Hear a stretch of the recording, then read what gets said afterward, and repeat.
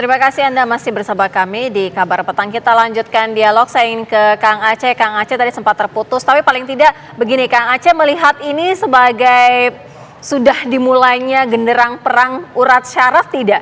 Saling sindir begitu satu sama lain? Ya, saya kira memang sebagai sikap dan menghadapi Pilpres ini, masing-masing di antara para pasangan pasti memiliki strategi masing-masing untuk menyampaikan tentang langkah-langkah politiknya ya.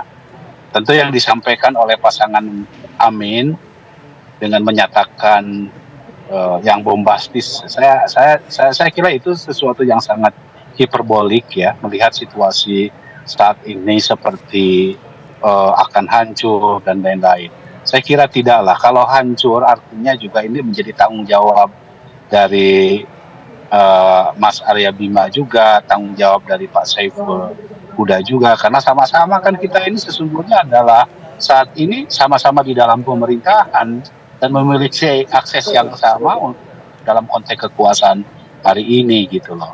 Masa gara-gara perbedaan pilihan Pilpres kemudian kita harus mengemukakan sesuatu yang hiperbolik, yang menakuti rakyat dengan bahasa-bahasa yang justru menurut saya tidak sesuai dengan faktanya. Misalnya soal tadi yang disampaikan oleh Mas Saiful Huda soal pengangguran. Yang tanggung jawab urusan ketenagakerjaan siapa coba? Menterinya Mas Saiful Huda gitu. Untuk soal hukum, Menko Polhukamnya didukung oleh Pak Arya Bima gitu. Jadi menurut saya ya, situasi politik seperti saat ini tentu orang sah-sah saja memiliki pandangan yang berbeda-beda terhadap situasi politik saat ini. Namun tentu kita ini harus betul-betul menunjukkan kalaupun kita memiliki gagasan, tentu gagasannya harus sifatnya solutif gitu ya. Bukan malah kita memberikan sesuatu yang membuat kita menjadi atau masyarakat seperti ditakut-takuti dengan situasi yang sesungguhnya tidak sesuai dengan realitas politik yang sesungguhnya gitu loh.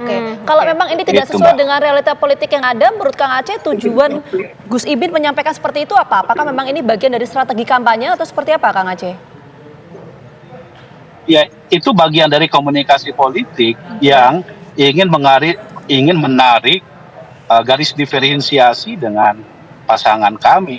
Saya kira jujur aja bahwa memang Pak Caimin beserta dengan Pak Anies kan jelas mengidentifikasi dirinya sebagai pasangan yang menginginkan perubahan yang berbeda dengan pasangan Prabowo Gibran yang memang dari sejak awal kita punya komitmen untuk meneruskan pemerintahan Presiden Jokowi yang menurut saya dalam situasi saat ini ya baik-baik saja gitu ya.